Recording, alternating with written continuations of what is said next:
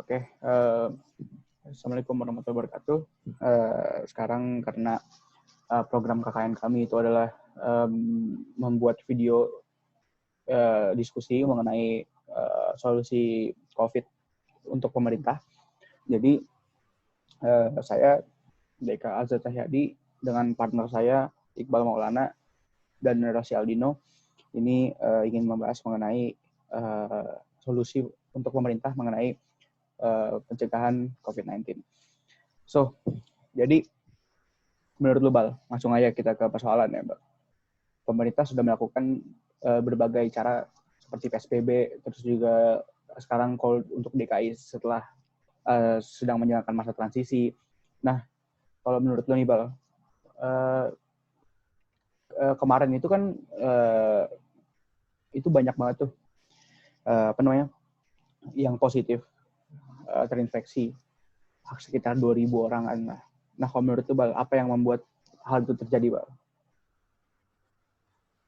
Kalau menurut gue ya, ini sih apa namanya,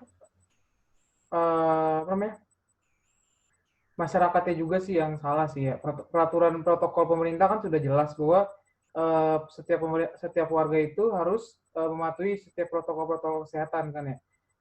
Cuman balik lagi kan, rakyat Indonesia ini kan sangat susah dibilangin gitu. Bahkan apa namanya, seperti di terminal atau di mall-mall saja itu udah mulai ramai gitu, dan mereka ini tuh tidak mematuhi setiap peraturan yang dibuat oleh pemerintah. Oleh karena itu sewajarnya sih kita sendiri sih memulai ini semua kan ya, karena pemerintah kan udah memberikan peraturan, WHO juga memberikan aturan-aturan mengenai new normal ini kan. Tetapi balik lagi, kalau kita tidak mematuhi aturan-aturan ini ya sama aja bohong gitu. Ibaratkan kayak tong kosong menjaring bunyinya. Kalau gue gitu sih menurut gue. Nah, kalau menurut lu gimana, Ros?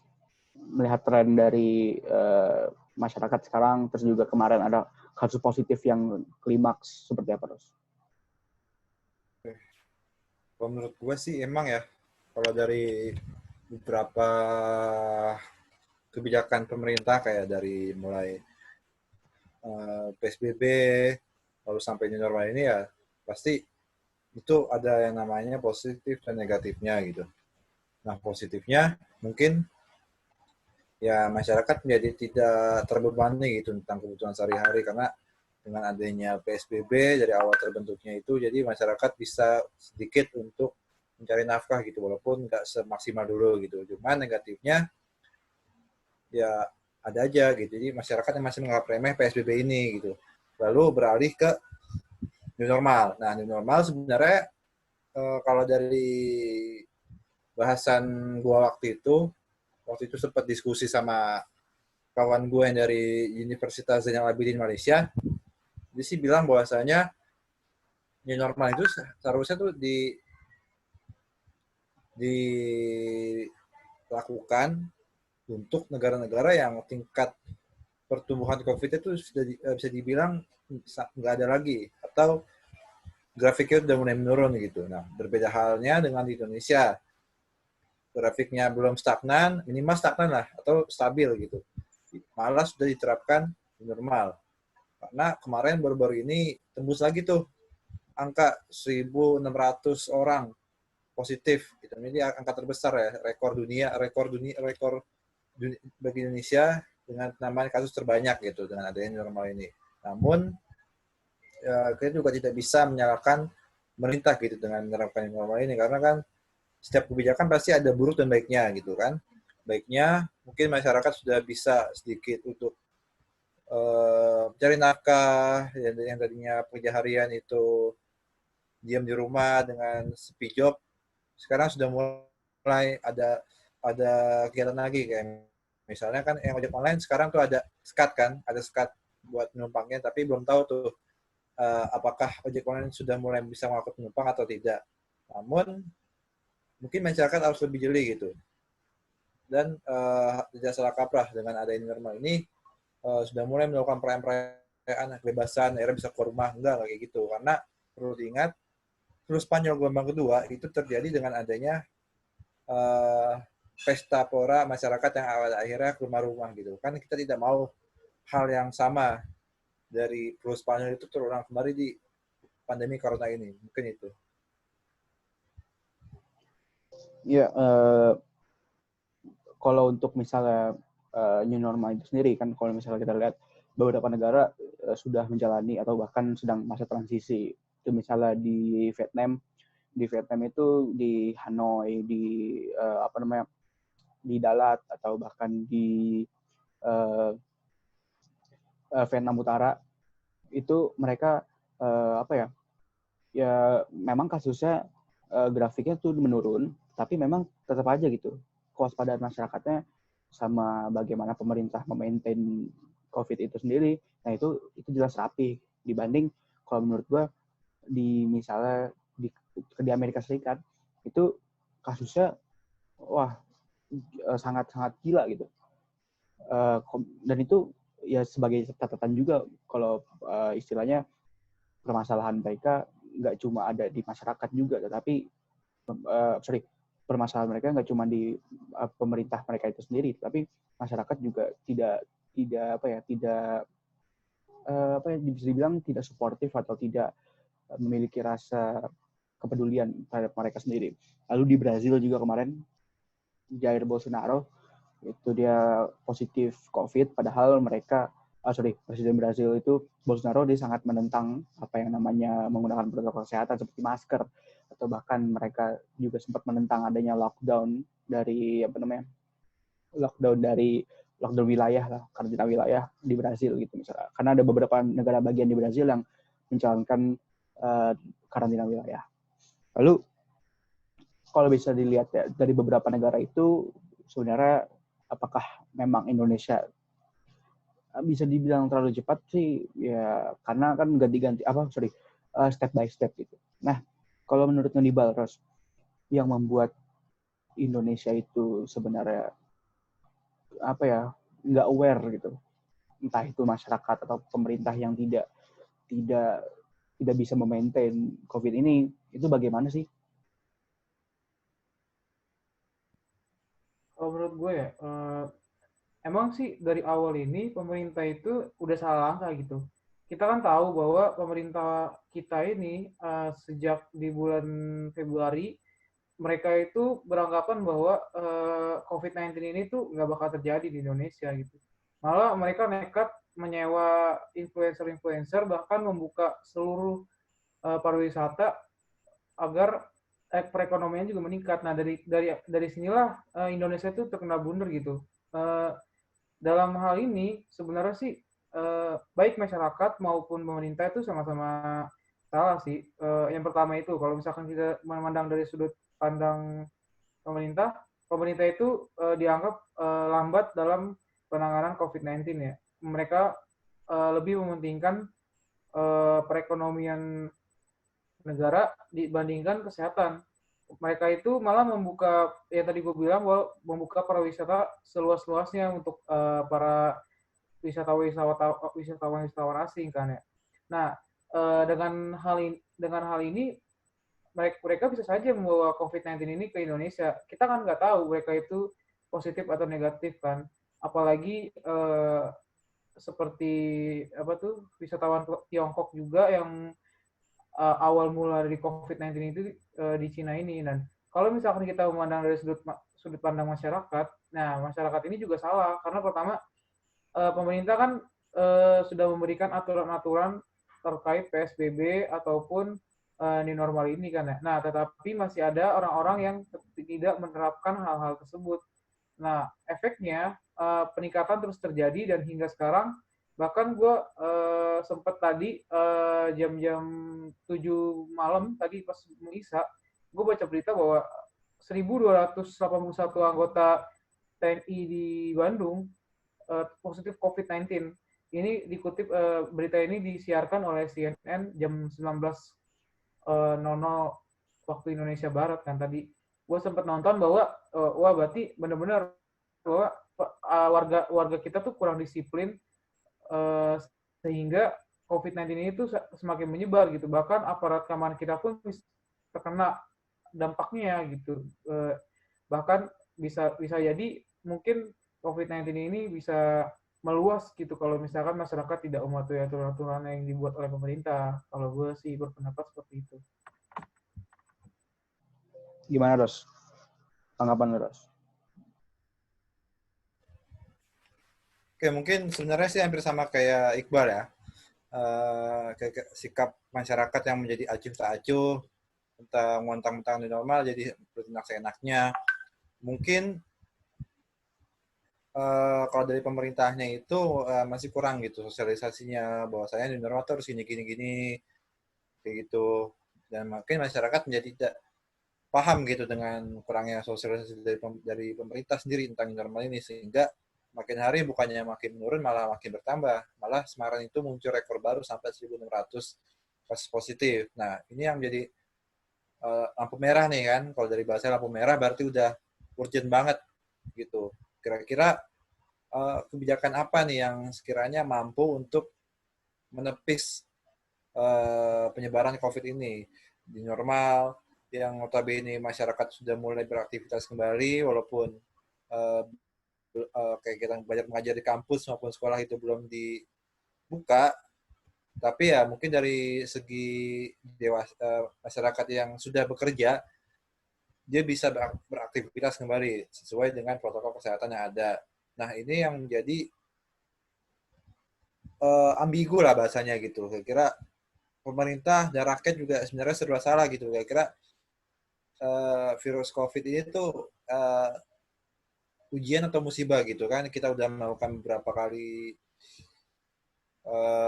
kajian seputar ini dan meneliti tentang vaksinnya, dan sampai sekarang emang belum muncul gitu vaksinnya.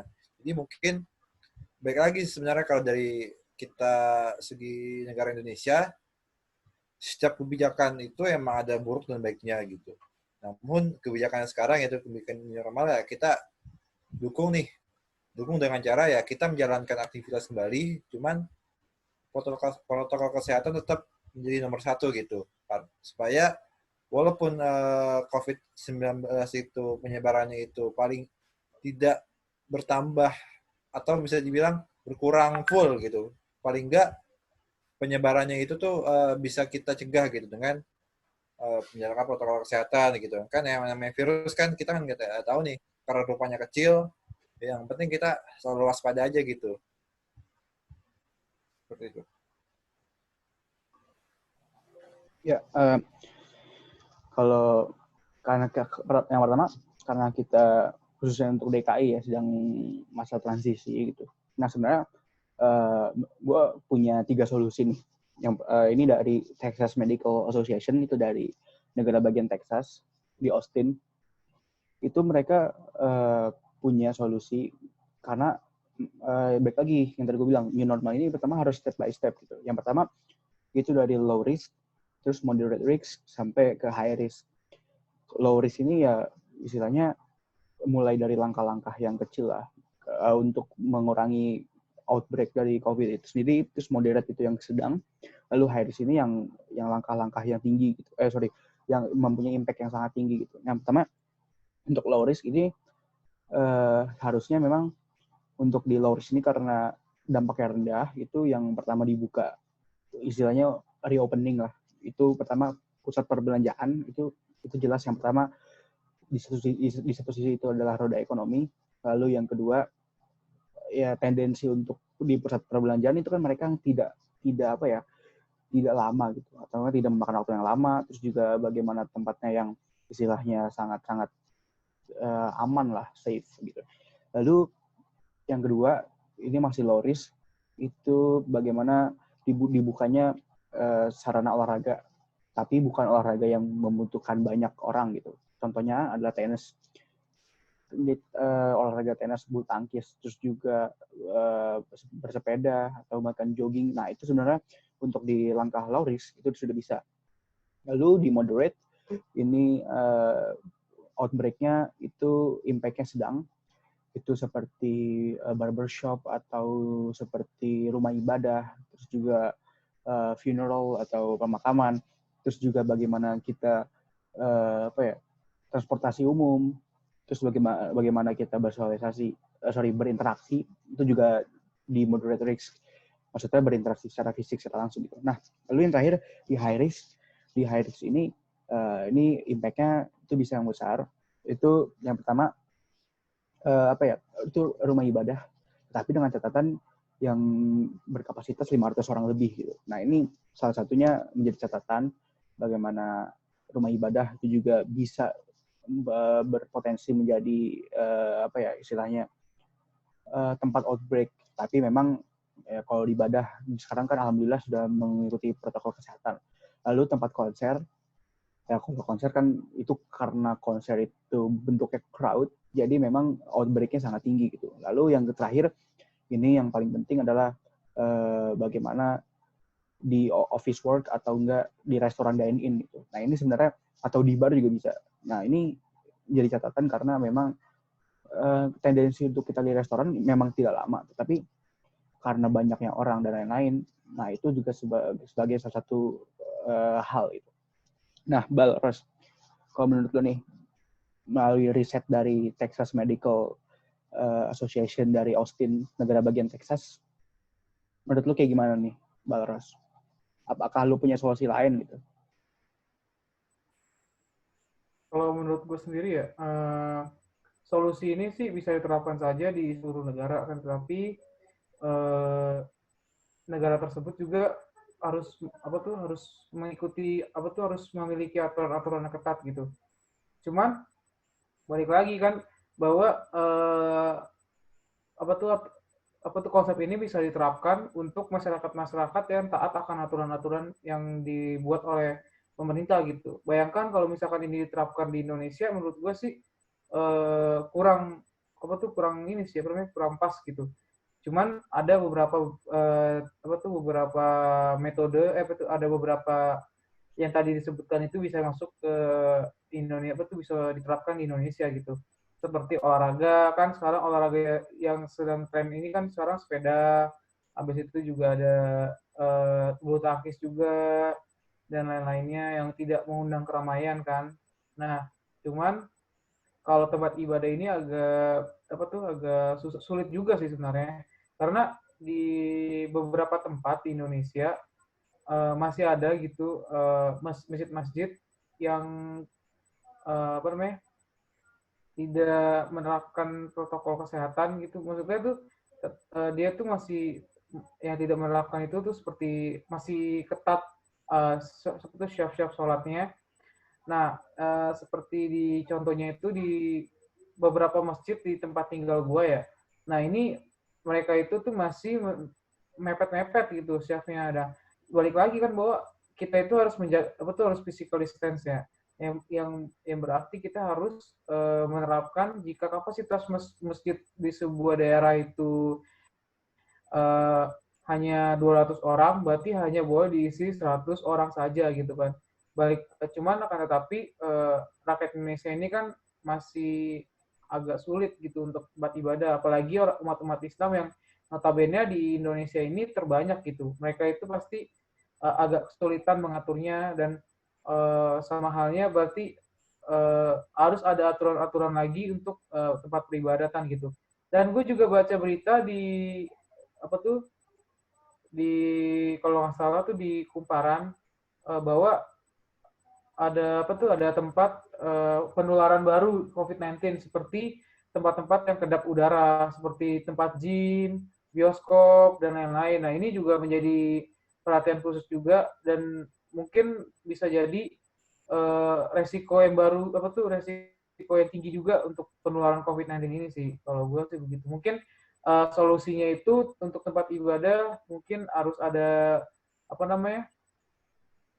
tindakan kembali gitu dari pemerintah daerah maupun RT atau RW setempat gitu, agar sosialisasi ini tetap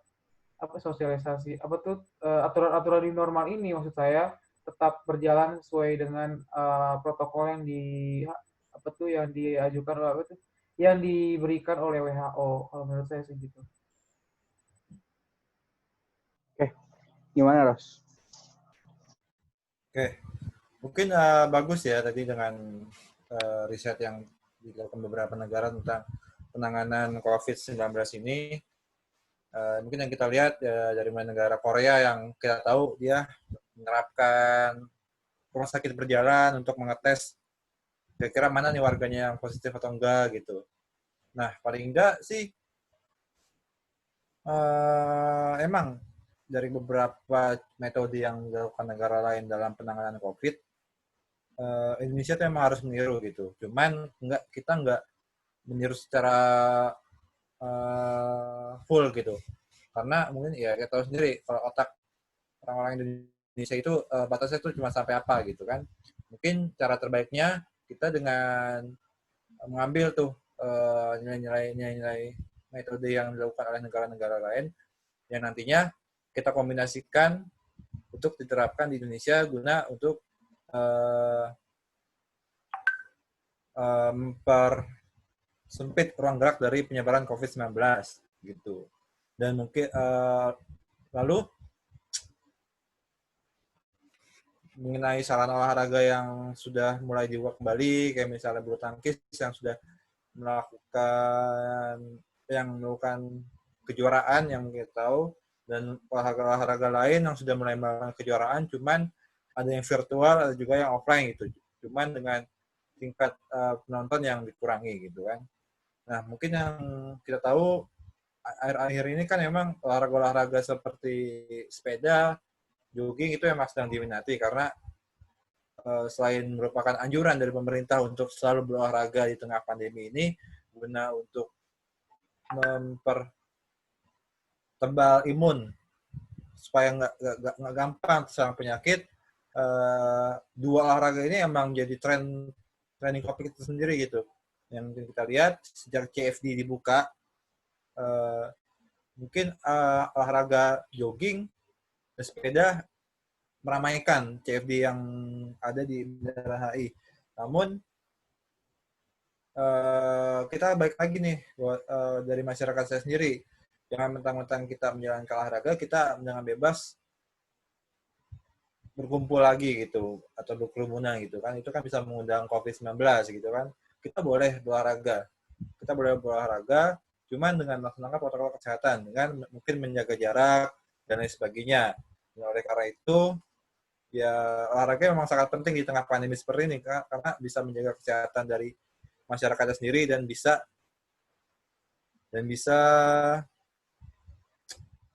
mempertebal imun dari serangan COVID-19.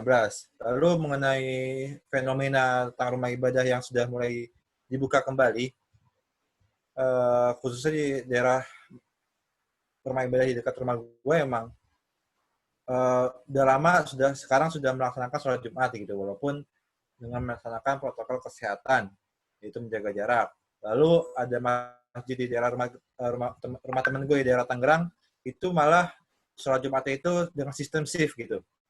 Misalnya dari jam 12 sampai setengah 1 itu dengan KTP ganjil, lalu yang KTP genap itu jam setengah 1 sampai jam 1 atau setengah 2 gitu. Nah ini kan merupakan kinerja yang dilakukan pemerintah dan masyarakat, walaupun di tengah pandemi seperti ini kita tetap dituntut untuk menjalankan protokol kesehatan, cuman kegiatan kayak misalnya ibadah, menjaga kesehatan terkait dengan olahraga, itu masih akan tetap berjalan sesuai dengan protokol kesehatan yang ada. Karena dengan diam di rumah kan malah bisa membuat tubuh menjadi lemas, dan dengan olahraga kita sehatnya dapat, imun juga kita dapat nih untuk menepis serangan dari COVID-19 itu sendiri. Terima kasih.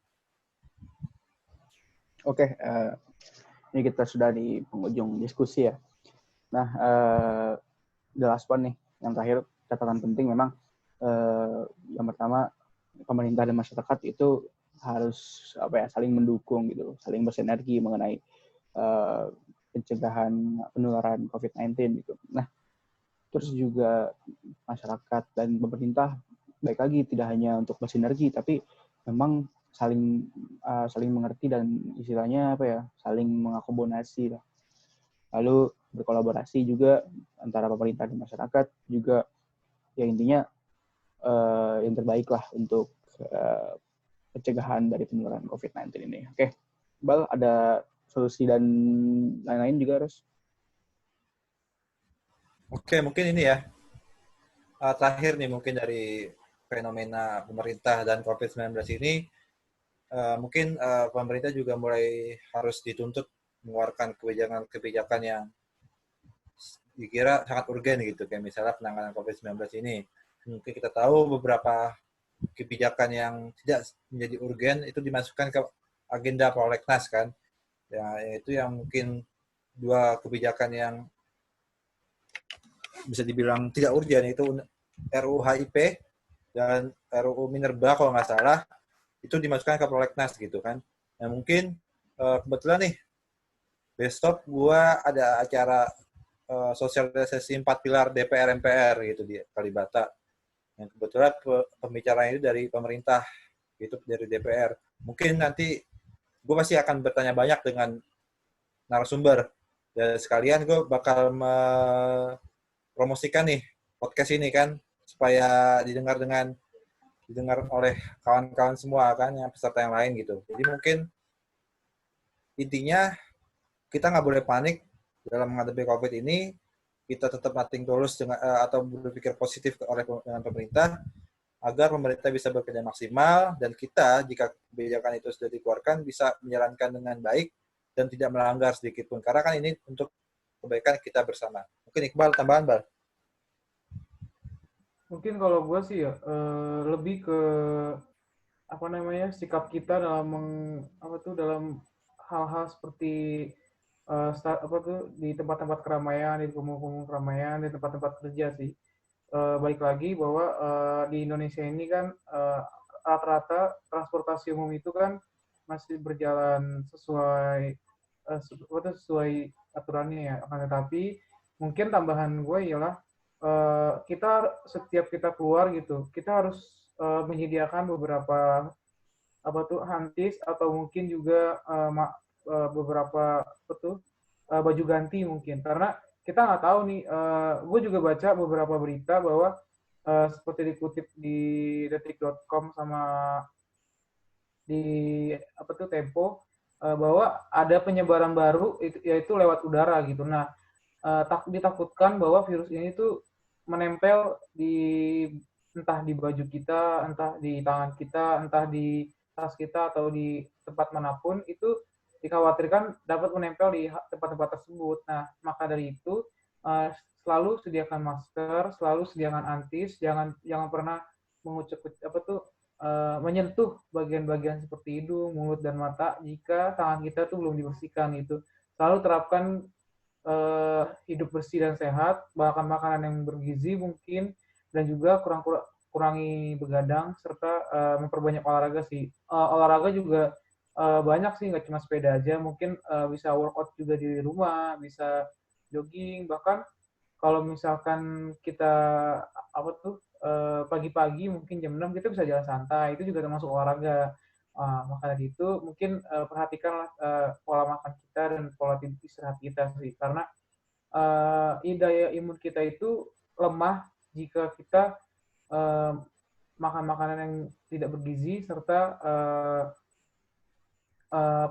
sering kurang istirahat dan kurang olahraga juga. Jadi pokoknya jaga kesehatan dan jaga olahraga, dan juga selalu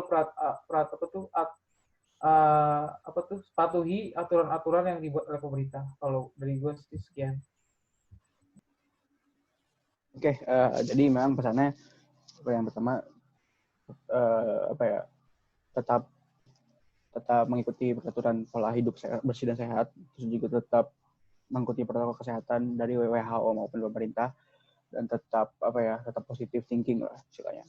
Oke, jadi ini karena by the way gue banyak kesibukan lain ya, dan juga ini sudah di ujung acara, jadi terima kasih untuk partisipasinya. Wabillahi taufiq wal hidayah.